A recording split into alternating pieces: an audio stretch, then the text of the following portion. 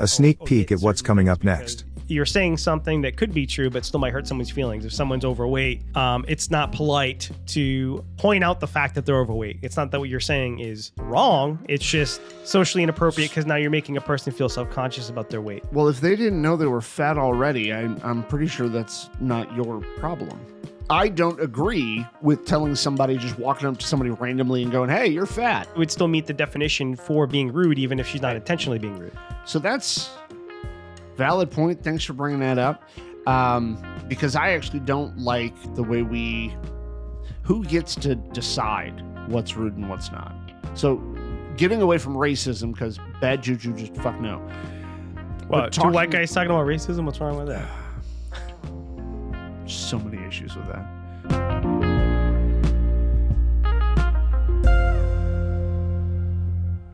Welcome to another episode of On the Spectrum podcast. My name is Nick. I am once again Sven. So as I always say at the beginning of every episode, we do not presume to be experts of anything whatsoever. We're just two human beings living on the spectrum and giving our points of view. Like, follow, subscribe, all of that jazz. Push a button, tell a friend, something to that effect. If you like, dislike anything we're about to talk about or anything in any episode, let us know. Tell us if you think we're wrong. I don't mind being corrected and being told I'm wrong. Let us know if we should upgrade to smell-o-vision. Yes, please let us know, because boy, is his feet kicking. We want to scent your car while you're driving. It's the new autism scent. Yeah. That's awesome. It smells like chicken nuggets and mac and cheese. Hell yeah. What's wrong with that? And dinosaur bones. Dinosaur. All right. So today's episode, we are actually doing an impromptu episode, not on our usual day and not at our usual time. So both of us are kind of thrown off quite a bit by it. Why? Because, we don't like change. But nobody really likes change. But anyway, so we did have a guest who needed to reschedule. So we decided to switch our topic up. And this is something that's been on my mind for a while. We've talked about it in previous episodes, kind of, but I wanted to kind of center around the topic of being rude.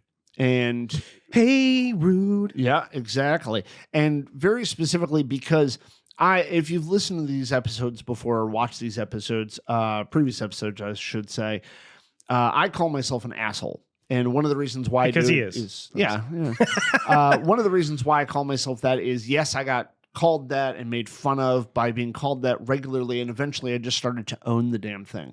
And it kind of occurs to me that autistic people are called rude. Some autistic people are called rude because we don't necessarily follow the social expectation or social rules of neurotypicals or other people, especially in Western society. And we're going to kind of focus on what is rude and social expectations, but kind of in a Western culture context, or more specifically in the United States kind of context, because there's a lot of different cultural differences of things around the world. But we're going to kind of focus it on like our experience as far as what we think social expectations are. But first and foremost, just to kind of give background to why this is so fixated on my mind for the last God knows how many years. We were talking to somebody, I think it was the last episode we put out or the episode before, a gentleman by the name of Clinton Bowman. And in that episode, me and him and Steve were talking about social expectations. And Clinton said in that episode, and I don't think I'm quoting him directly, so don't accuse me of quoting him directly, something to the effect of autism is not an excuse to be rude. And one of the reasons why I think he said autism is not an excuse to be an asshole. Yeah, that could be. Something to that effect, right? And one of the reasons why this sticks to me a great deal is because, no, it's not, but that's also what I hear from neurotypical folk. That's what I hear from people who don't necessarily have social issues or have psychological issues in general. You hear people say, your anxiety is not an excuse. You should pay your bills anyway. Your depression's not an excuse. You should get out of bed. People say that kind of stuff on a regular basis. And in this regard, it's autism is not an excuse to be an asshole.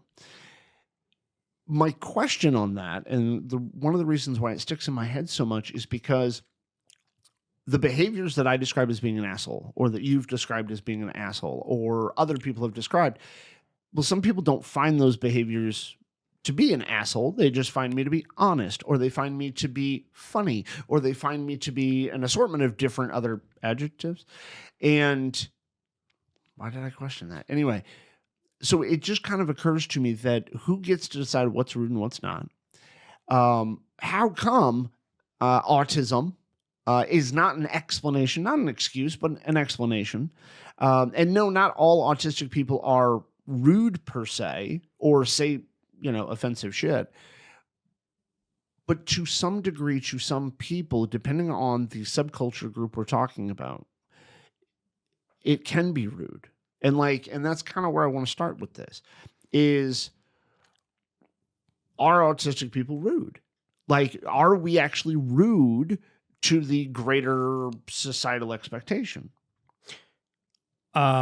I don't think there's a clear answer for this. The problem is when you talk about any of these things is it's not black or white, right?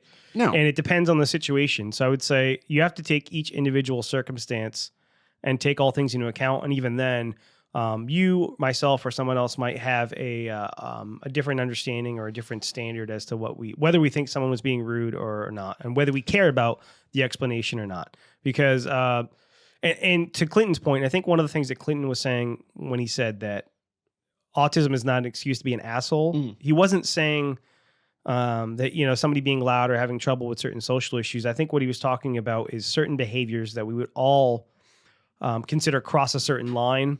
And even then, okay, we brought this up before about somebody who's higher support needs, and if they hit somebody or they're violent with somebody, right, it doesn't make it right, but we're more willing to excuse it because we know that they're probably not intending to hurt you, or at least they don't have the same concept of what they're doing as opposed to someone else.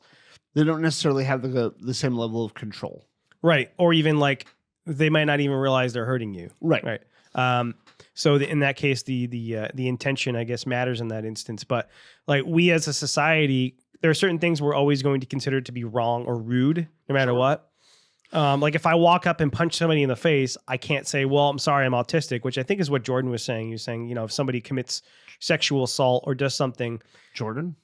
Sorry, Clinton. When Clinton says something that we let certain people get away with certain bad behaviors, and then use the autism as an excuse. I think he was talking about things that cross a certain threshold where, regardless of cultural and societal, the culture society that you live in, most of the time that would be considered rude or wrong no matter what. But I think we can all agree on the more extremes to it. But I'm thinking more of Well, you need those extremes in order to differentiate. Well, but because it helps you establish, we're talking about the gray area, and that's where the conversation is really important. But if you show if you show the extremes of the black and the white, the two sides of it, we can agree on the extremes. Right. All right. If we have those down as the initial parameters from which we're going off of, now it's easier to figure out where the line is. I understand that's the point of doing such things. It's just, a lot of the times people have tendency to use the extreme as the example of what rude behavior is. But in this context, it's more a matter of one of the things that is not diagnostically for autism, but people have tendency to talk about is how honest we are, right? Is that we are much more brutally honest or more upfront about our opinions than other people. That by itself breaches people's ideas of social appropriateness. Well, in a lot of cultures, it's considered appropriate to either fib or not, or omit certain things because you're saying something that could be true, but still might hurt someone's feelings. If someone's overweight, it's not polite to point out the fact that they're overweight. It's not that what you're saying is wrong. It's just socially inappropriate because now you're making a person feel self-conscious about their weight. Well, if they didn't know they were fat already, I'm pretty sure that's not your problem. And I do want to make sure that I'm saying this, I guess, early on, or at least it occurred to me that I should say this. I don't agree with telling somebody, just walking up to somebody randomly and going, hey, you're fat. But if somebody is talking about their weight, okay, to you, and you mention that they're heavy, or if you say, is it a problem to you? The conversation's already there, right? And I think I think there's a difference there because I don't, maybe there are some autistic people who would do this, but I don't know a single autistic person who would walk straight up to somebody randomly and go, "You're fat." Well, here's a great example for the hitting thing, right? Yeah. So we would say it's not really appropriate for somebody to hit somebody. Right. If somebody who is a level 3 and maybe high support needs and has problems controlling their emotions and they walk up and punch somebody, we're a little bit more willing to excuse it, even though we still wouldn't say it's acceptable. But I mean, what can you do about it, right? With someone like Becky, who will frequently walk into people, that's a more gray example because it's still rude to walk into somebody. Sure. And I'm willing to just ignore it because I know her. It's Becky. But if it's somebody else, they might still be upset by the fact that she just walks into you. And like she'll shoulder check you. Yeah. And there are people who have said certain things out loud. As far as the look on their face goes, but there have been people who have said, your daughter just walked into me. Yeah. And I'll go, yes, she did. Right. But I think that's a better example for a gray area because it's still something that people, you wanted something, you don't want to talk about the extremes. That's in the middle because you're not like, if she shoulder checks somebody, you're probably not hurting them very much unless they have problems, maybe bone problems, arthritis, something like that. But you're getting into their space, Steve. You're making physical contact without consent. Yeah. Yeah. And she also but there's a balance there. Probably looking up, didn't even realize you were there, and she ran into you. And there's only so much you can do about it. Can you, as a parent, try to get her to alter her behavior or like try to push her in that direction so that she doesn't do that, try to make her more aware of it? You can, somewhat, but it's probably not going to change overnight. And it's definitely not going to change as much as other people would like. Yeah, it depends on the individual autistic person. Right. But that's kind of like that's something she does she's not aware of.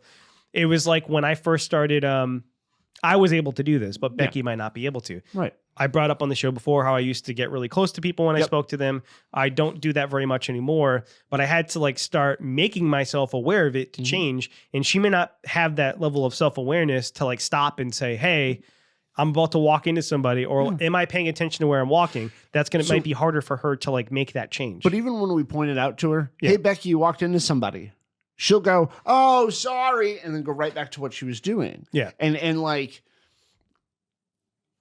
she doesn't have an explanation of like, oh, you can't get into somebody's personal space. It's just almost like this is what I was trying to say, so that's what I'm going to say. Isn't that still rude, even though she didn't intend to be rude?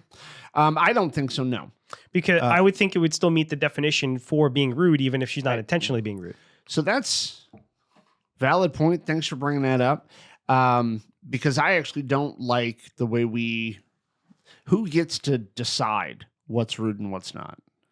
In a lot of ways, I think even as an autistic community, when talking about this, I think we're still holding ourselves to a neurotypical standard when it comes to socialization, when it comes to social expectations, what's rude, what's appropriate, what's not, in a lot of ways.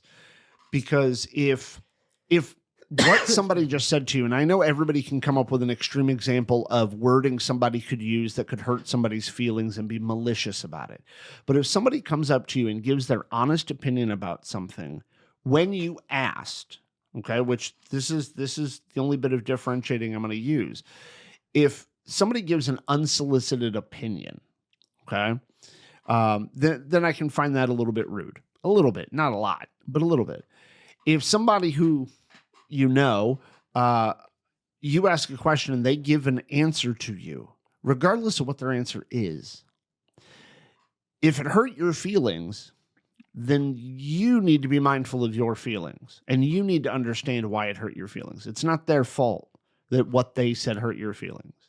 Yeah. Because nobody's actually going to get a real opinion, because nobody's going to give a real opinion if they have to constantly be worried of how you're going to take it. You said who decides. There's a level of onus on the other person in that regard. You said you decide who gets to decide what is rude and what's not. I think there's two ways there's many different ways to look at it, but I would say two primary ways come to mind. One is like the meta level, the cultural and societal way to look at it is what as a culture or in a society is considered rude and not rude. But then there's also the individual basis, because what you said about unsolicited opinions or even touching, that would depend on the person. Is it rude to just touch somebody It could be, but it also depends on the context. Like, you could have two people who don't know each other very well, but they're having a good conversation. They're getting to know each other. Maybe there's some sort of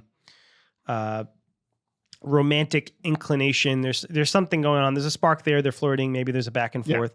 And if one person goes out on a limb and maybe tries to put their hand on the person who puts their hand on their shoulder, some people might not feel comfortable with that. Right. Other people might be very comfortable with that. And then there's a messiness in that. Like, where is the line? You don't know because you don't know the person that well. So the line of what we consider rude and not rude or socially inappropriate really depends.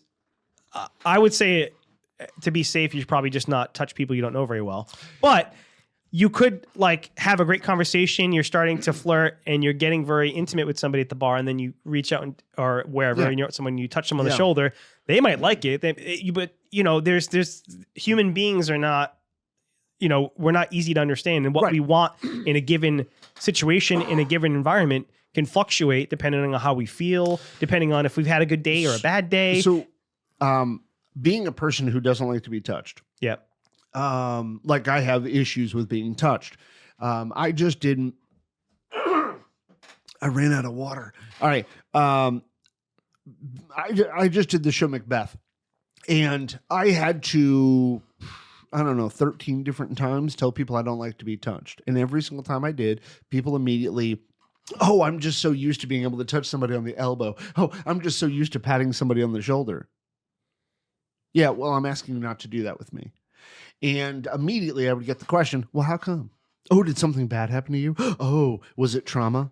Like immediately, it's not a matter of just, I'm asking you not to touch me, so just don't touch me. It was, there has to be a reason. There had to have been something. Do you think some of the reason why people would give you pushback or look at you funny is most everybody else is okay with it? I have a specific question. Yeah. Do you think some of the reason why people would react that way has to do with you being an older male? Yeah. So if you were being male, actually just being male, I would think that there are some people who would push back on women too and ask the same sorts of questions, but I think most people would be less likely to because they don't want to be seen as insensitive. Yeah. But when we look at men in those situations, it seems to me like men are not as easily allowed to have certain social boundaries. Like we're expected to just be okay with people doing whatever to us. With people just touching us out of nowhere. Yep. And we're supposed to be happy if it's a woman doing it. Well, this older woman, and this is the primary example of this, this older woman goes to touch me on the elbow, and I said, please don't touch me. And she immediately said, oh my God, what do you mean? What, do you hate me? And I don't know you. I just don't want anyone to touch. And then somebody else in the cast had to say, he just doesn't like being touched. And then the very next day when I came into rehearsal, she goes, well, what's going on with that? How come you don't like being touched? I mean, it's not like I was touching you inappropriately. I was just touching your elbow. And I said, I don't like being touched. And she goes, well, that's so unusual for a man to not be okay with being touched on his arm. Yeah. And she even said, especially by a woman. Yeah. And I said, well, I'm not any kind of man you've ever met before. I can understand the reasoning for that. But people had to explain to her that I'm autistic and I don't like being touched. Now, the fact that people had to defend my preference, my boundary, and then on top of that, I have to field questions by a ton of different people. How about just accept? Right? And I know other people who have differences that are not part of the norm, get a lot of questions about it too, about their difference in that. But like when I ended up saying to people in the cast that I was bisexual, there was no fucking questions.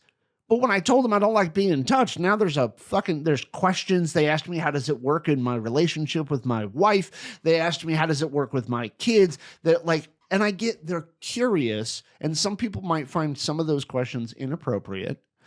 I found her statement of, well, you're a guy. Guys usually are okay with it. I found that rude because it bothers me, but somebody else it might not bother, right? But it bothered me because I was also fielding a ton of questions from other people I would think how it works being touched or lack thereof. I would think that her reaction would be how many people would react. It's if you say, "Hey, don't touch me." Yeah.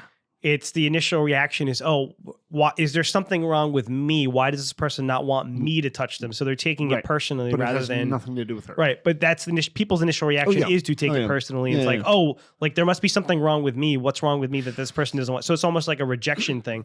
But the other part of it is, I can understand why women would feel that way because, well, one, because of the way our society is and the way we're conditioned, but two, like women typically have a lot more to fear, like as far as physical interactions. Sure. Women are a little more fearful of men. So if you have a man touching you, I could understand a woman being insecure about it. Yeah, and I get that for the whereas social men typically implication aren't as afraid of a woman touching them as a woman is afraid of a man touching them. So let me clear this up too. I know, and yours is not fear. It's just you don't like it. Well, somebody asked me that question, and it led into them asking me if there's some trauma that caused it. Which, by the way, that in itself is fucking rude. Like, don't ask if there's. What do you trauma. got, PTSD or something? Yeah, like, well, the person said, what happened to you to cause that? And I said, birth. And they were like, what, was it a traumatic birth? And no, I was born autistic. But again, like, and to clarify, I'm not saying all autistic people have problems being touched. Some of us do. But like, I also do understand that it is not the norm for most people. I understand that most people do not come across somebody like me, the touch thing, somebody like me regularly. And I know that means I have to defend myself verbally more often. I have to assert that boundary in a way that is seen as socially unacceptable. Like when she went to go touch my elbow, instead of, like in my past, allowing her to do so and then telling her after the fact, I just said, please don't touch me. Right then and there before she put her hands on me. And a couple of people in the cast did find it rude that I said it that way to her, that I was so direct and stern about it. And I said, look, I said it at the beginning of rehearsal, and I don't like people touching me. And nobody wanted to listen to me when I said it the first time nicely. So now I'm going to snap at you if you touch me. I don't like being touched. And I shouldn't have to go to that lengths, but I also understand from her point of view, it is just something socially acceptable. But don't you think that as a her. white woman, that she should have the right to be able to touch anybody that she wants? But I think that gives her even less of a right, in fact. No, I don't completely. That was a joke, obviously. I know, I don't completely. For those of you who don't understand sarcasm. Yeah. For those of you who don't understand that me and Steve live in the world of sarcasm. I used to not get sarcasm at all. Yeah, me either. God, I finished my water way too quickly. All right. So when it comes to like those moments and those interactions with people, like when I was younger, I was told I was rude regularly, and I wasn't saying asshole shit yet. I wasn't even using sarcasm all that much, but I would just say things, very matter-of-factly and very point blank. Right. And did you say things like I mentioned earlier? Like the fat thing? Yeah. No. Like, oh, you're fat. No. No, okay. No. It's kind of like when a little kid goes up to somebody and says something that's rude, but they don't realize you're being rude when they're like, oh, mommy, this person's fat, or mommy, this person's whatever. Right there. You just gave, when a 5-year-old says it, we are okay with the excuse of they're a kid. And then we always follow it up with, well, they don't know any better. Right? Yeah. Well, if we look at autism from a social or like looking at somebody missing a leg or something, and the kid's like, mommy, that person's different. But if we look at autism from a social deficit point of view, and I know some people don't like saying, I don't have any deficits. All right. So social difference. I have deficits. Yeah. So beneficial deficits. So if we look at it from that social perspective there, that social deficit part, well, why can't we say because somebody's autistic, they're saying something that's not socially acceptable? They can. Like some of us have a harder time with that. They do, but the problem, but what you're talking about is the people are less willing to make that. People are less willing to excuse it. The better that you mask. Yeah. Well, yes. So if you're a person who masks very well, they're going to be less willing to accept those times when you slip up. Yeah.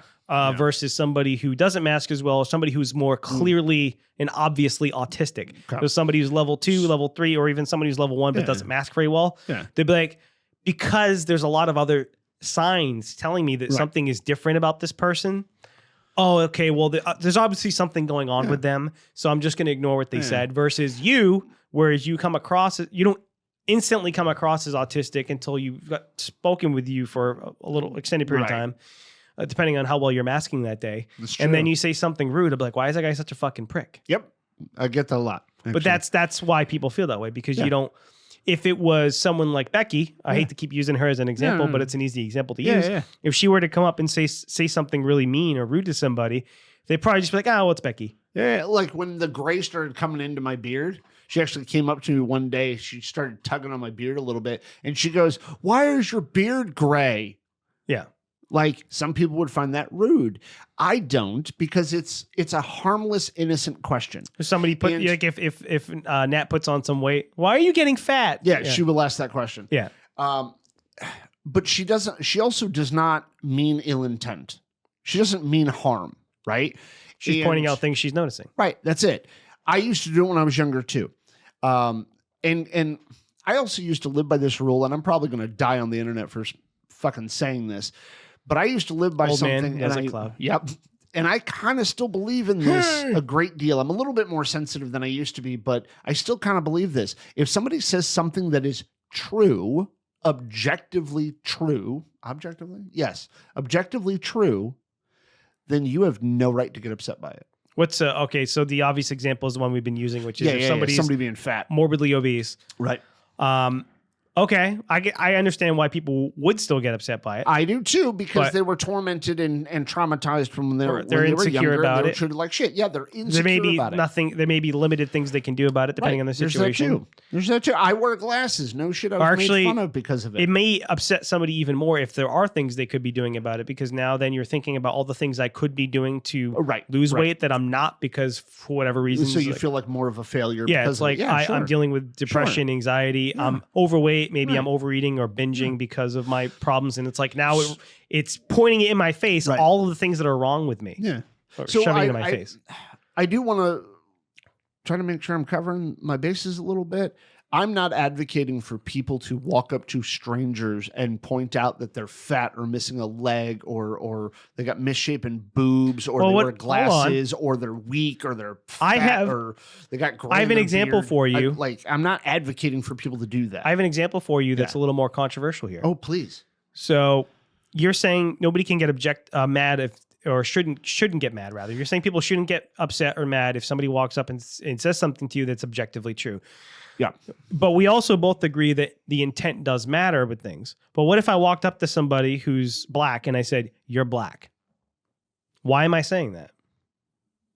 It's true. Yes, it is. But technically it's not actually true. As a white person walking up to somebody and saying, "You're black," they would probably assume that I'm saying that for some reason that's not good. Unless I'm hold on, the assumption right there. If you follow up if somebody comes up to me and I have to reverse this just. I know the context is important. Like if somebody is like Becky does it, it's different than if I do it. Right. But if I walk up to somebody, they're probably going to think this person's probably a racist white guy. Well, that's just it. Their assumption is racist white guy because that's what their past dictates. And why else would somebody walk up to somebody and say, "You're black"? Why are you pointing that out? Why would Becky do it? Yes, but. And again, I did most just people saying, don't walk up to strangers and say this. Most people would notice that there's something different about her, versus with me, if I mask very well, I wouldn't do that to somebody. But I understand that if I walked up and said that to somebody, they're gonna start to wonder, like, because what's the intention? What's the reason behind doing that? So why would I walk up to somebody and point out the fact that they're black, even though it's true? Here's my example of something similar to that. Not the exact same thing, because I don't think I've ever. Same thing with the fat thing. Like, why are you pointing out the fact that I'm fat? Well, I mean, so there's no real reason to point out somebody's fat. But like, here's an example. I got two now. I'm going to go with the fat one. I was dating a woman at one point who was rather heavy set. She's a fat girl. And I dated her for quite some time. And she bought an outfit, put on said outfit, and asked me how she looks. Oh, God. Yep. Not a good idea to begin with. I don't know if I mentioned this earlier in the episode, but I'm kind of an asshole. Yeah, but you also like larger women. I do. I have a thing for larger women. Anyone who I've ever dated knows that. But she said, how do I look? And I said, that outfit accentuates your fatness. Now, she said, what the fuck? Who says that? I do, apparently. So her response was, knowing me, by the way, and taking context it sounds Nick. insulting, though. Well, hold on. She said, how so? And I said, well, because the shirt, the cut of that shirt doesn't really work for you because, and it's not just because you're heavier set, but it's the cut of the shirt doesn't really work with go your well body with your type. body shape. Yeah. And it's kind of like people who are skinny and tall right. versus people who are shorter and like wider. Yes. Like certain things might not look as good on them. Right. And that's kind of what I was saying. Yeah. And at the time I didn't have, I was not as good at words. If you wear your pants a certain way and you're a short person, it makes you look shorter. Right. That's all I was trying to say. And she decided to let me know. And she said, say it that way next time. I was like, what? That your body shape doesn't work with your clothes? I was like, but like your muffin top got bigger the second you put on that skirt. Oh God. And she goes, did it really? And I was like, yeah. I mean, when you put it on, you had to like scunch in a bunch. Yeah. I was like, why don't you wear something a little looser? I mean, you'll be more comfortable. And she goes, wait, does this look bad because I look uncomfortable? And I went, yeah, you look really uncomfortable. You had to like twist and turn and all that, and everything looks all bunchy on you. And she goes, oh, yeah, all right. And she took it off and she brought it back to the store, returned it, and got a different outfit that worked way better. Yeah. And now I know nowadays that, by the way, this is 24 years ago now. I was 19, 20 years old when that happened.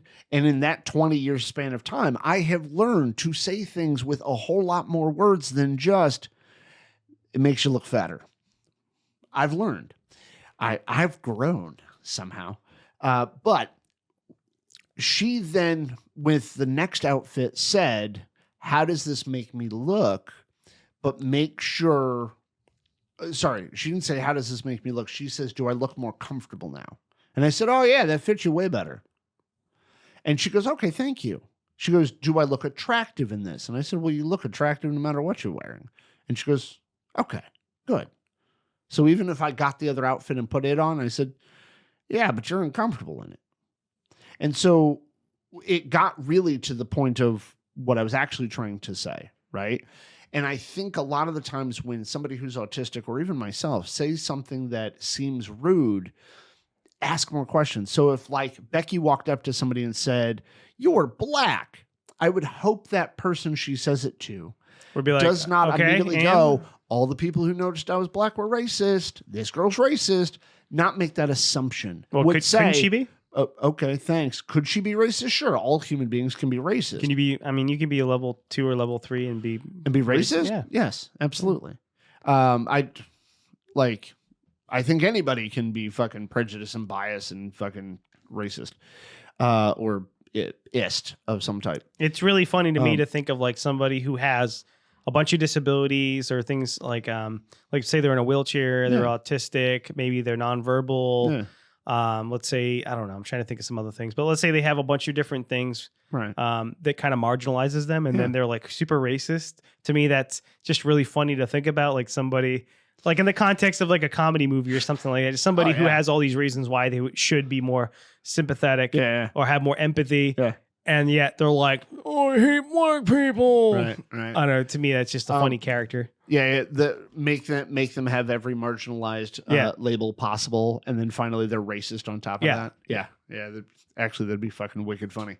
Actually seeing how people interact. But anyway. So I will say, like, I have learned better, but it took me a much longer period of time to learn a different way of wording things than I used to have, right? Like way longer than need be.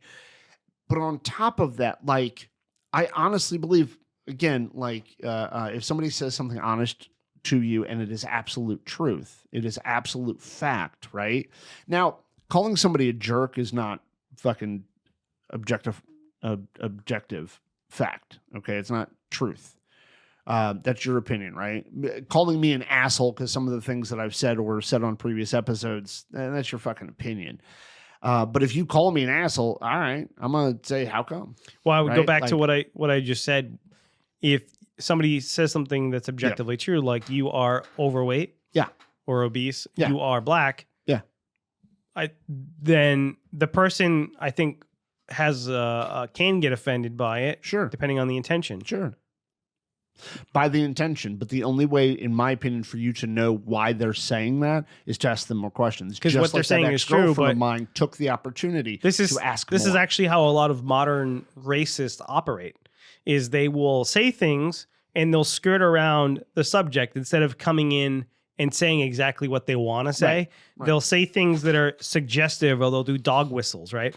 What? So dog whistling, which is like when you say code words or things that are meant to invoke images of racist things or racist terms without actually coming out and saying the thing that you want to say. Okay. It's like speaking in code. Okay. So if I come out and I say, well, this person's, all right, I hate to use this example because it sounds racist, but there's a common thing that racist people will say. They'll, instead of saying someone's black or using the N word, Yeah. they'll use a filler word for the N word.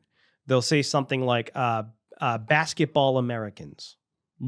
That's a thing? Yeah. People Or- say that? Yes. But Because I used to play basketball when I was younger. yes, but they're obviously saying Yeah, I know what they're saying. I'm not it's a way for them to try to say I'm not that dumb. they're Yeah. it's a way for them to separate this group of people Yeah. without actually using a slur. So somebody who points out the fact that someone's black could be a way for them to be racist without being racist, if Right. that makes sense. Without Yes, it saying does. something that's overtly racist. Right. It's Or same covert thing- racist. Like pointing out somebody's overweight is a way for you to be fat phobic or share your hate of or dislike of fat people. There are people who literally hate or are disgusted by fat people. No. Hate and disgust, yes, but that's not what phobia means. I know. So Okay. we don't need to get into We've the talked whole, about that so many we times. don't need another homophobia. Yeah, I know. We don't need another one of those. There are people who are like that, and it's a way to push someone's buttons. Yes. Without Okay. without overtly saying anything, because you can hide behind. I'm good at this, by the way. What, hiding behind other wording? I'm good at pushing people's buttons without overtly saying anything wrong. Yes, I know. For instance, the other day, I will say I did something mean. For anyone listening, I work with this guy who is autistic. Well, he hasn't been officially diagnosed, but I'm like 99% sure he's on Wait, the you're spectrum. fucking with our people? Yes, because he is. So he will do things that I find extremely annoying, and Yeah. I have a lot of patience for him because I Yeah. realize he's one of our people. But he's one of those people who is one of our people who hasn't been diagnosed and hasn't. He's higher, lower support needs, higher function, whatever you want to call it. I'm But still not opposed he's to very- using other term. he's still very socially unaware Yeah. of a lot of the things he's doing that Right. are annoying to people, Yeah, sure. or some of it he is aware of, but is unwilling to try to do anything to change anything that he's doing. And Right. whether he should have to is a whole nother. Yeah, that's a... But regardless, I still find a lot of things that he does to be extremely annoying or Mhm. irritating or what's the word? Inappropriate sometimes. Like he'll get involved in things that I'm doing with customers and Sure. kind of put himself. But anyway, I don't think he's doing it with any ill intention, but it's Right. still annoying sometimes. So the other day Sure. he was doing something that I found a little bit annoying, and we were talking about surfing. Yeah. And this woman that he was working with was talking about, oh, you should try surfing sometime. And I said, oh, you definitely have the body for it. I was like, yeah, you definitely have the physique for it. Which Because he's like... he's a big dude. Oh, you were making fun of his fatness. Well, he's not like he's also big. He's really tall, Yeah, all right. big dude. He's a little on the heavier side, like Yeah. weight wise, but he's also just really big. He's Yeah. like, I think he's Swedish. So he's Oh. like, yeah, he's a big dude. So was that mean? Yes, but I didn't say anything wrong. I said you have the physique for it. All right. Yes, it was sarcastic. Oh, yeah. Oh, that's passive aggressive right there. Yep, but I can hide behind like, well, I didn't say anything. It was objectively. I just said he has the physique for it. Yes, that's and then true. my assistant manager was like, "You know what you said." I'm like, "What did I say?" I said he has the physique for it. You Yep. should go surfing. Yep. And I was like, "If you're the one who's saying I said he was fat, that's in your head because that's how you interpreted Yes, it." that is exactly how you interpret it. Because maybe you believe that surfers Right. should be tall and heavier set, and right. that makes But a good surfboarder. I was being an asshole. Yeah, I know you were. But But he also I was has- busting his balls because he fucking busts my balls and annoys me all the time. So I was giving it back to him. Hold on. I do want to point this out. You said his behavior annoys you. Right. He also busts my balls. I would actually reverse that sentence. Not reverse. Sorry, I'm wrong annoyed by wording. his behavior. Yes, But I would he- say it in the opposite But direction. he also because- does bust my balls. Well, guaranteed. I'm betting money you guys go back and forth all the time. Right. So I was giving him a little jab. Yeah, why not? People Why might not? find that insensitive or mean, and I just admitted Yeah, it was mean. So be it. But he wasn't upset by it. But So I was be it. just, I was being Okay. sarcastic. So, But so my point was is that I'm good at, if I want to be a dick like that, Uh-huh. I'm good at saying things where Yeah. I'm skirting the line because I'm saying something that's, Yeah. I didn't say anything wrong. It's Right. how you interpreted it. You're the one who thinks Right. he's fat. I actually default to that regularly. Here's what I will say though. If I end up saying something that affects somebody, okay, and I'm going to use generalities. If I do say something that does affect somebody in a negative way, okay, I do always attempt to, if I notice when I first say it, because I sometimes don't even notice when I first say it. But if I do know that I've affected somebody in some way and it was not intended in such a way, like I wasn't purposely trying to passive aggressively say something, or I wasn't trying to purposely stab at somebody, I will try to explain myself further because of that person that I dated who gave me the opportunity to try to explain myself. I did get better at it. But there are times where I say things where people call it rude, and I'm like, it's not fucking rude. Yeah. Like, you just don't want me to talk about it because it's taboo or some shit, and I don't have We that also boundary. have to remember that people are human and that we all make mistakes sometimes and that Of course. we're not always going to speak perfectly and that we do tease each other sometimes and take it a little too far. Yeah, of course. And we're going to. I feel like, with the social media culture, it's like nobody's ever allowed to make any mistakes. Everybody has to be in their best behavior all the time. Everybody has to be perfectly worded at all times, which I'm not just perfectly worded, but you're not allowed to, me making fun of the guy I work with and teasing him about his size. Yeah. Like, I don't regularly make fun of people for being overweight or whatever. It was just Neither me, do I. like we were doing the typical male thing of jabbing each other. Yeah, you're going back and forth.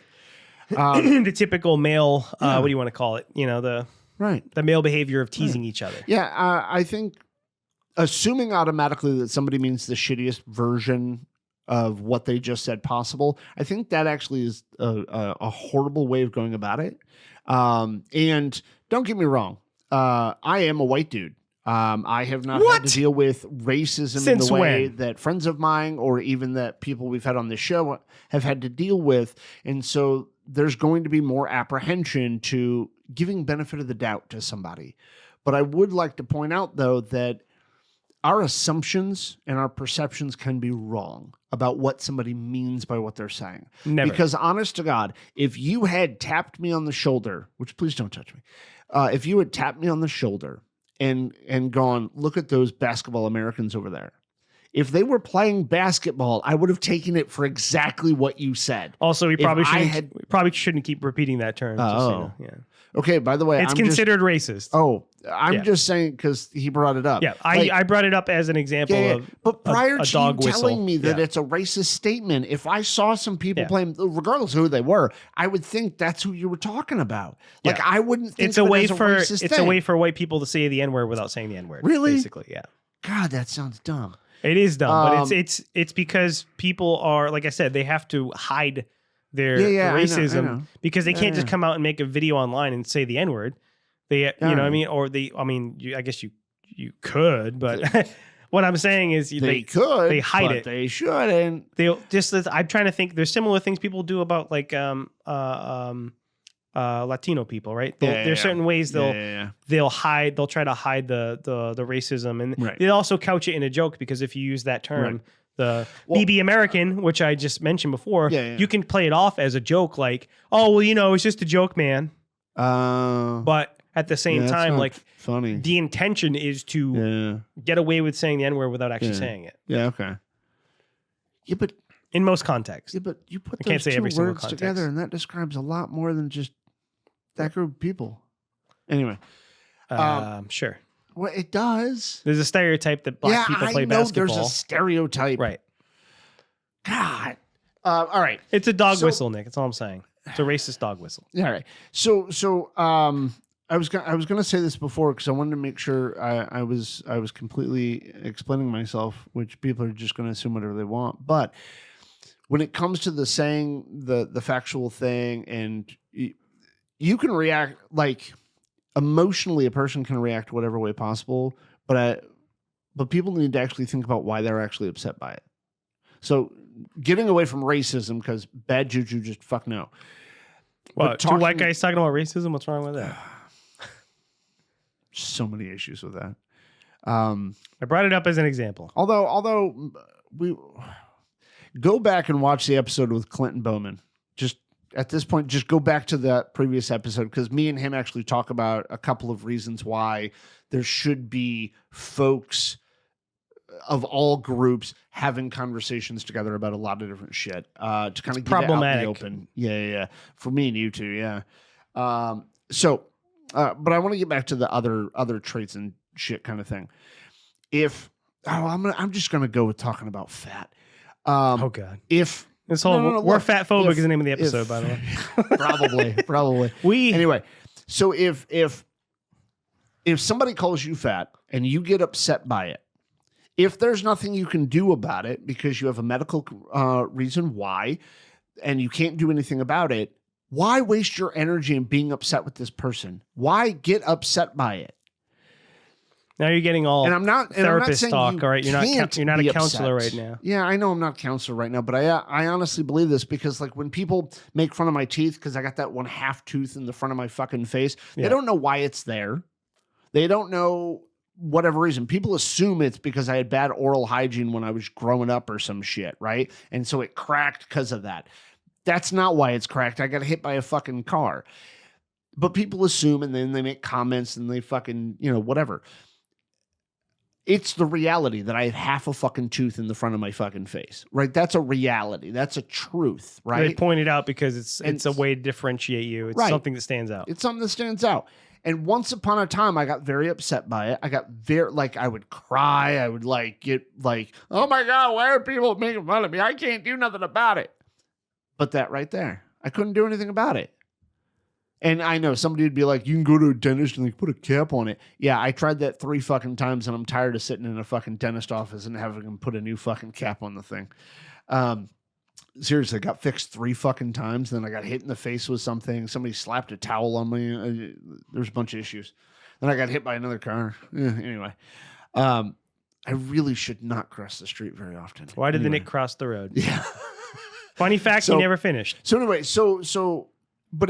but if there's something you can do about it and it bothers you, then do something about it. But if you don't want to do something about it and somebody calls you it, who the fuck cares what their opinion is?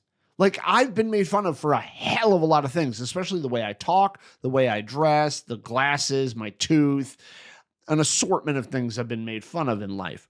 Being old man. Yeah, old man with cloud. I'm going to get you an Abe Simpson figure and put it right in front of you. Please do. Please do. Back in my day. Yeah, and we'll have a new segment on this show called Grumpy Old Man. Old man yells at cloud.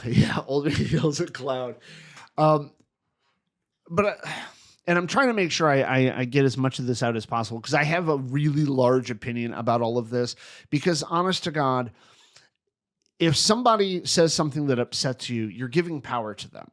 And they get to live rent-free in your fucking head because it revolves all over the place. But if it's something you can do something about, then do something about it if it bothers you. And if you don't want to do something about it, then it clearly doesn't bother you, then fuck everybody else's opinion. Who gives a shit who's judging you in that way? And I know for some people, they're heavy set and they feel like nobody's ever going to love them, whatnot, and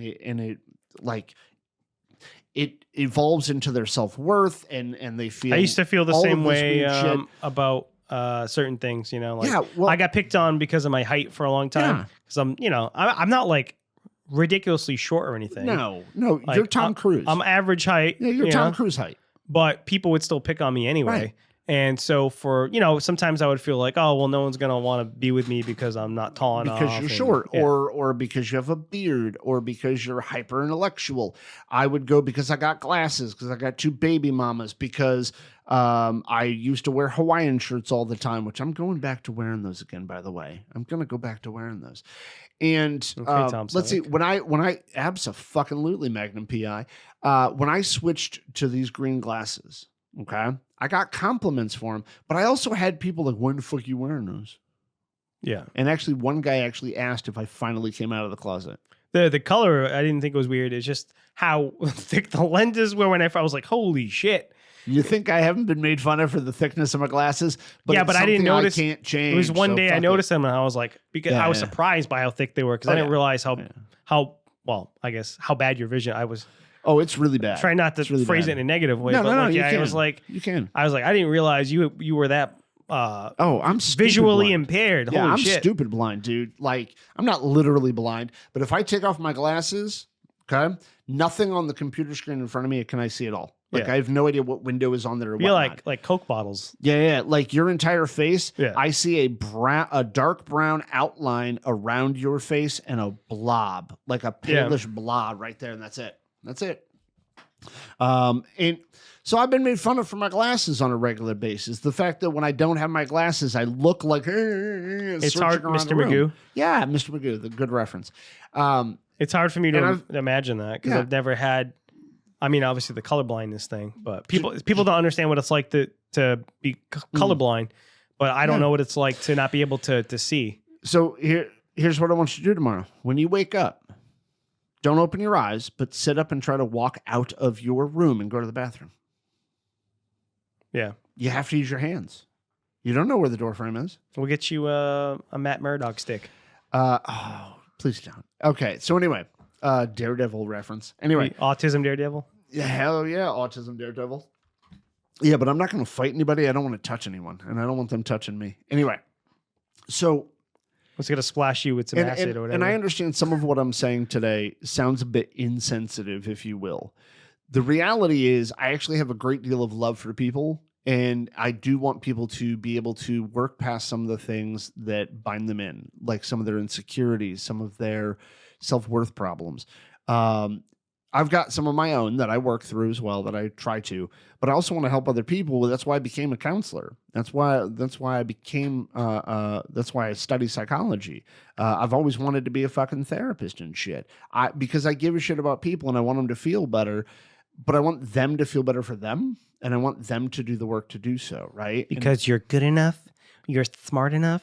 And gosh darn it, people like me. Oh, people like me. Yeah. The line is people like me. Sorry. I like me. But that's part of that opinion. And so like when I'm having conversations with people and I say something that sounds rude. Yeah. So another example from Macbeth. We were doing a rehearsal and everybody was doing that actor bullshit thing. Somebody just finished a scene and everybody was like, oh, great job. Great job. Clapping seals. Yeah. And I went, yeah. And I went, you mispronounced like 6 words in that monologue, right? And they were like, well, I'm so happy you noticed. And I was like, well, it's better I point it out to you now and you get the right pronunciation before we get on stage and you sound fucking stupid. Well, maybe they were already aware that they mispronounced it. No, they weren't actually. They were just trying to get through the... No, they weren't at all. Because they pointed it out to me. They said, well, it's pretty sad when you're the one pointing out that somebody mispronounced something. It is actually very sad. I mispronounce shit regularly. He's not as... he's not as much of a grammar Nazi as I am. Yeah, that's true. That's true. Although I am a definition one, though, but I don't like to use that N word. Sorry. I really like that video that some show put out the other day. Which one? The one where he was saying Nazi without saying Nazi. Oh, yeah. You see, what did he say? Some people see and some people not see. Yeah. Yeah, that was great. Yeah, if you're listening to this show and you don't know who Sun Michaud is. I only bring him up every episode. Yeah, only every episode. Super smart guy. Like, I'd love to meet him in real life. And he's so secure in who he is too. Yeah, which is wonderful. Anyway, he's not far away from us, so maybe we could sometime. He actually he works at Harvard. We emailed him back and forth for a while. Oh, that's right. And he was going to come on the show, and then he ended up he blew up a lot bigger after that point because I had reached out to him when he was still pretty popular, but not as popular as he is now. Yeah. And then he ended up going on a tour. Right around the time we were talking about having him on the show, and he was touring around places and giving speeches. And so now and also his focus seems to be on a very particular subjects right now. And him coming on our show probably doesn't make a lot of sense for what he's focused on, which is more, blackness and that kind of stuff. So what would be the point of him coming on? He does have a lot of... To educate us? He does have a lot of people like us. Yeah. In his following. Yeah. So, I mean, because he's talked about it before. Like us? Of neurodivergent people. Yeah. He has a lot of neurodivergent followers. Well, Son Michaud, He did do a if you hear video. this, please come on our show. He did do a video talking about how being autistic wasn't an excuse for being racist. Yeah. And they pointed out that he has a lot of autistic followers, Yeah. but it's only the white autistic followers who make an excuse, Right. who try to use their autism as an excuse for saying things that are Right. racially insensitive. So let me, because we're getting back to that. I want to point this out. No. I thank you for bringing us back to it, because I want to point this out. If somebody says something, we're going to focus on rude, not racism, because I don't. I don't think any level of racism is bad. But getting back to our point about rude, if somebody says something rude and you say that's rude and they go, "Oh, I'm autistic," that's them using autism as an excuse. But if and I'm talking about me, Nick, on this show, if I say something offensive to you or on this show that it has offended you, I'm never going to say, "Oh, it's because I'm autistic." I am autistic. I also say rude shit. I also have less give a shit about other people's opinions as some people. And I think maybe that's part of a defense that I've built up to make sure I can't get hurt by other people's opinions. But whether it is or not, I'm not saying autism causes people to be rude, but I am saying that autistic people can be perceived as rude because we do things differently. And so autism is definitely not an excuse for fucking racism in any capacity whatsoever. But I can also understand that there might be a white autistic person who ends up saying something that somebody else takes as racist or ignorant of a statement. Yeah, I was trying to could look for see that that particular too. clip. I would like to share it, but I would like to see that one. did you see this one? Which, Let's see. are we really going to do this now? Yeah, why not? Yeah, okay. Rock and roll. Do you think? Oh, slow. Yeah, I did see this video. Oh, slow is a slur. Yeah, I did see this. And he makes a really valid point about this.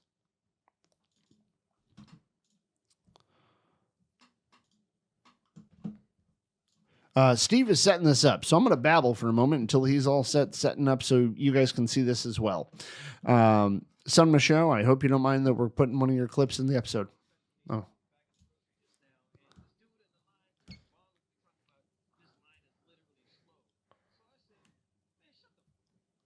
Uh-huh.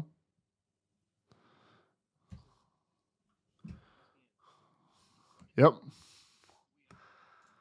Yeah. I was trying to find the one about autistic people. Yeah. I want to find it.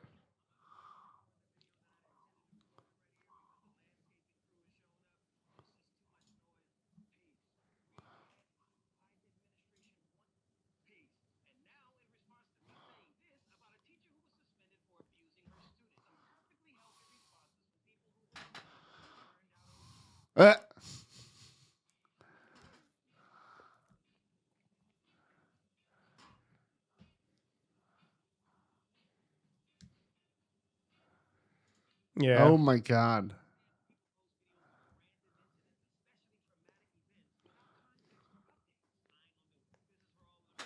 No. All right. So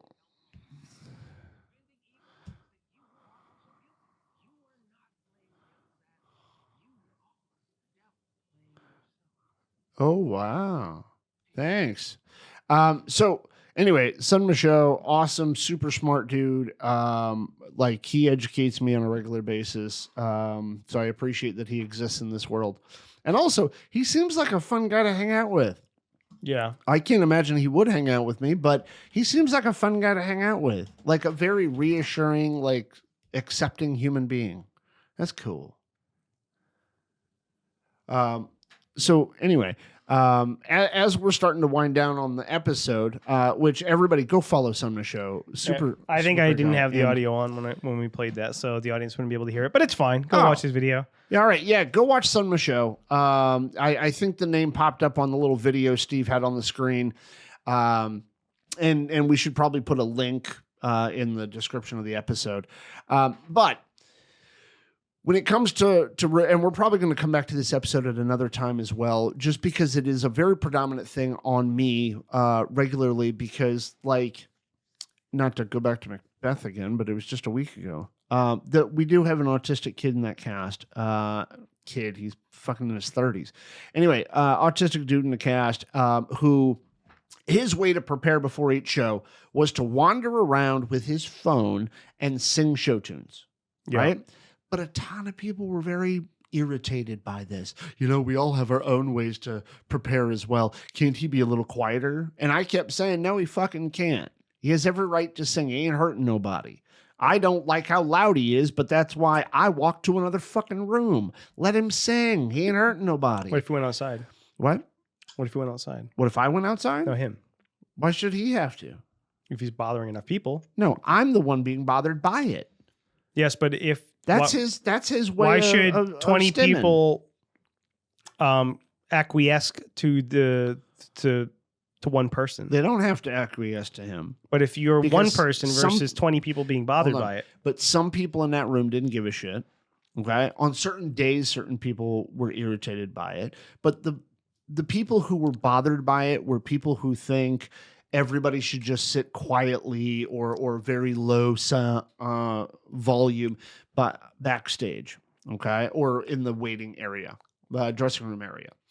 And what bothered me about people having that opinion, by the way, why does he have to do that? Because that's his way of stimming. I'm not right? saying that that's he shouldn't. I'm just saying that and again, it won't hurt anybody. The easy way to resolve that problem would be to have the one person who's doing something that bothers some people is to just have them like do it in a different room or have them go outside instead of doing it in front of the people that are bothering them. I know. And it's like when you're smoking, people who smoke, you go and smoke somewhere around people who don't like the smoke. But there's a health hazard by me smoking near you. Yes, but also some people just don't like the smell or irritates them. And there's a little bit difference in that. Like if you're not breathing smoke on me, I'm not going to get hurt by your secondhand smoking, but you can still smell it even if you're not breathing in the smoke directly. But to me, there's a difference because I don't have to smoke. Some autistic people have to physically stim, whether it's a verbal stim, a physical stim, and some people find that inappropriate. Well, can't you wait till later? No, they fucking can't. Sometimes you got to do it right there in the moment. Maybe that's how he was working through his nervousness, right? Right, but he didn't have to do it in that room. He could do it in a different room. Oh no, he was wandering the hallway. That's all I'm saying is that he could go somewhere else and still do the same stimming. I got that. Action. But one of the people who, that same white bitch who decided to try to touch me, she kept doing this yoga stuff in the way of everybody else trying to get ready for the show too. And she was doing these weird vocal exercises to get her voice ready, right? And she said, well, it's just good practice for an actor. Well, this dude wanted to sing. And that's how he warmed up his voice, by singing show tunes. So how come she got to make weird noise, but not him? And then there was another actor who had a weird Did everybody way. do the same accent at least? No. Oh. I in fact, was the only one who did accents. Oh, all right. I just think it's weird when you have one person doing a Shakespeare accent and everybody else doesn't. No. So I had 3 separate characters, so I had to choose 3 separate voices because I can't act in my actual voice. I don't know why. I always have to tweak my voice somehow to be able to remember lines. Anyway, but I don't think he had to do anything different. He wasn't hurting nobody, and the people who were bothered by it, like. One person said because of the day that they had, it's just weighing on them or grating on them a lot more that he's walking around singing show tunes. But there's also nothing wrong with him walking over and saying, hey, would you mind doing that outside? It's just I've had a hard day and it's just bothering me a little bit. Like nothing wrong with that. No, or them bringing headphones. Right, but you wouldn't know to necessarily bring headphones right away. Maybe after he's done it a few days, you might think to. But he's been doing it since that's also somebody rehearsals. That's like other people having to. You're imposing something on somebody else because of somebody else's behavior, and I don't think that's always appropriate. But it's also a part of a behavior that is less controllable and also helps him cope, opposed to that person just sitting in a room not doing shit. Well, if they needed a quieter space, why are they not doing something about it?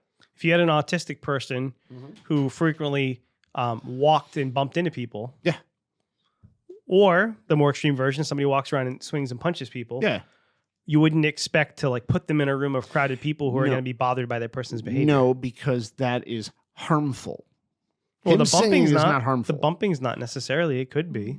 Yeah, but there's a difference there when it comes to physical touch. What if they man. just walk around and and swear obscenities? or I was going to say like poke somebody or walk around and get close to people? They're not hurting them. Say obscenity. I said swear obscenities, and that's not correct. Anyway, what? Say that again. Nothing. You I was said saying walk around poking or getting that's- getting really close to people and interrupting what they're doing. So What if they just walked around and just kept asking people questions while the they're trying person to in my show was rehearse? not level 3. Okay, they were not high support need. They were. I'm just I can't saying. even say they were middle. So they were mid-range support needs either, though. I'm just saying you wouldn't put that person in that situation. No, but in the case of this person, all he's doing is singing show tunes to prepare for a show, right? And every actor has weird idiosyncrasies. Okay, some of these actors. All right, so it sounds to me like in case one of them listens, that but somebody should have had the balls to just go up and ask him, "Hey, would you mind doing that in another room?" Like, No, just I so did. it doesn't bother me. No, I did. I did exactly that. I walked up to him and I said, "Hey, man, have you ever thought about, I don't know, toning it down a little bit because other people might get a little irritated by it?" And he said, "Oh, am I irritating you?" And I said, "I don't give a fuck what you do. You ain't hurting nobody, dude. So sing all you want. But other people ain't me. Other Yeah. people aren't like us." I know, but I'm And- saying that those other people should, if there's something's bothering them, they should say something about it instead Well, of I just don't sitting. want to seem rude. It's not rude if you just say, "Hey, like it's cool if you sing, but it's just like right now it's bothering me a little bit. Would you mind Yeah. doing it outside?" And he probably wouldn't That's have a not problem with rude. it. And he probably wouldn't have a problem with it. But I'm also thinking about people who need to do some stimming behaviors that other people would find inappropriate. And how come one person's comfort overrides another person being able to be comfortable? I think it depends on the situation. I think That's very why I much said so. before it's But very that's why- situational. The gray. That's why I'm trying to focus on the gray when it comes to that. That's why I'm Because saying we- in this situation Yeah. where you're having a play going on Yeah. and a bunch of people preparing for a show, that's why Yeah. you wouldn't put somebody who walked around and bumped into people in that room. Oh, yeah. You wouldn't put somebody who runs around and screams in that room because it's Right. going to disrupt everybody's trying to get ready. Well, I mean, that person also wouldn't be in the show. No, but So Um, there's that too. No, you don't Hold on. like you would I you don't do- want to put an autistic person who Yeah. has certain behaviors like that in a situation that's going to cause problems for them and for other people. Right. Especially if it's something extreme like that where they're walking around like punch people in the face. Yeah, I use that as an extreme example I because it's know. very easy to see the problem there. So, I understand that's why you're using, because I use extreme examples at times too. But I think when we're talking about some of this stuff, especially when we're trying to differentiate between low support behavior and high support behavior, right? I think it's really important that we make sure we're addressing some of the gray, some of the mid ground, some of the nuance to the behavior, because ultimately the person in this play was singing. And he's got a great voice. I mean, he knows a shit ton of tunes, and he's got a lot of background information on the musicals he was singing. But there was no harm done with what he was doing. And there was a couple of people who had a problem with it, but for the most part, people kind of just went, "Oh, well, he's autistic." And I didn't correct any of it, even though, come on now, dude just wanted to sing. And I'm not 100% sure why he was singing. Like, he felt like it, so I didn't fucking question it, because I've got my own fucking way of doing things. But anyway, I just think there needs to be a lot more of a conversation than people just going, "You're fucking rude. You fucking do better." I think there needs to be more than that. And also, Possibly. we need to kind of redefine that a little bit, because It's also I very do think people have gotten way more sensitive than they need to. It's Anyway, also very sorry. difficult for people to stop in the moment and think about these things, especially if you do have a lot going on in your life. Let's say you're a parent, right? Yeah. You have a lot of shit going on. Let's say you're working full time, you're a Yeah. parent. Let's say you're dealing with anxiety, depression, or all these other things. It's very hard to stop and to try to rationally consider the things that might be impacting somebody else who's pissing you off or irritating you. You can't always like be expected to take on that extra emotional baggage to stop and like, well, does this person mean to be mean? It's understandable at times that some people are just gonna have trouble dealing with something that's stressing them out or irritating them in the moment. You can't always stop and try to take those things into consideration. Should we be able to? Yes, in an ideal world, but we can't always do that. Sometimes just you're going to have a shitty day, you're going to be stressed out, and something's going to piss you off, and you're not going to be able to take a moment and stop and say, well, they're autistic. Or We don't know what they may or may not be, so let's not make assumptions. How about that? Let's start teaching ourselves to make less assumptions. Right. We should, but I'm saying that we're still going to do it just because every now and again, we have a certain mental load, right? Yeah. And we can only take on so much at once, and it takes energy to do what you're saying to do. It does take energy and it takes effort and practice to get to a point where you don't automatically jump to these horrible fucking negative assumptions all the time. I agree with all of that. And I think it's worth it for all of us to do it.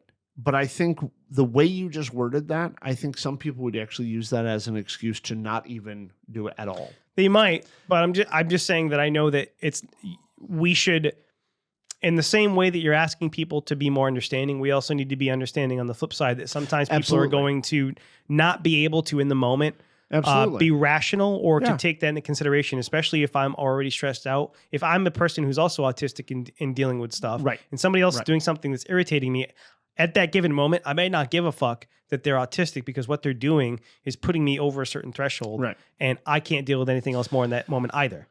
So I will say I did have a meltdown at one of the rehearsals, and I was kind of going through my twitchy, shaky, cryy thing. And he did come into the room, and I said, "Not right now, man. I need space. I need you to back away. I cannot deal with anything more right now." And he immediately backed up and walked away. Yeah. And when I was done with my thing, he did to me what I do to other people. You good? Yep. And just left me alone. Didn't ask me questions. Is there anything I can do for you? Yeah, but it also with the other thing you were saying as far as like making assumptions about people, it's just the way that our brains work. And yes, I try to be very aware of like, am I jumping to conclusions? Am I being prejudiced? Am I being biased? Am I giving this person a fair? Am I analyzing them fairly or taking things into consideration? But that does take effort, and it requires conscious effort. It's not enough to like practice it so that you do it unconsciously, because you don't. No. Our brains by default like to categorize, put things in a box, and just jump to conclusions and generalize. It can be very draining to stop and to take into consideration all of these things without just doing the easy mental shortcuts. Yeah, but you can practice to make it quicker for yourself to do it.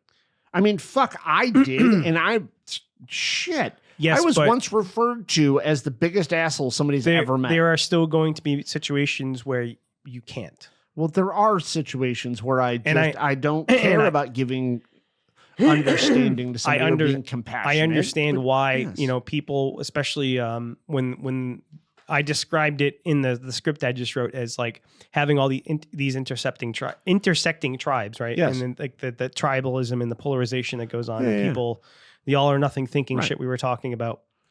It's understandable to me that sometimes people are just going to jump onto that, right? To just go with, somebody says something that seems slightly conservative, so they're a Trumper.